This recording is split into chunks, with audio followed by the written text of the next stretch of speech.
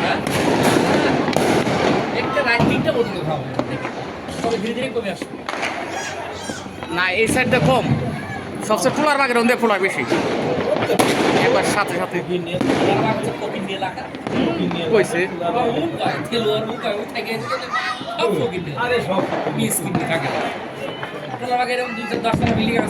এক নাম্বারের থেকে পোলার বাগ বেশি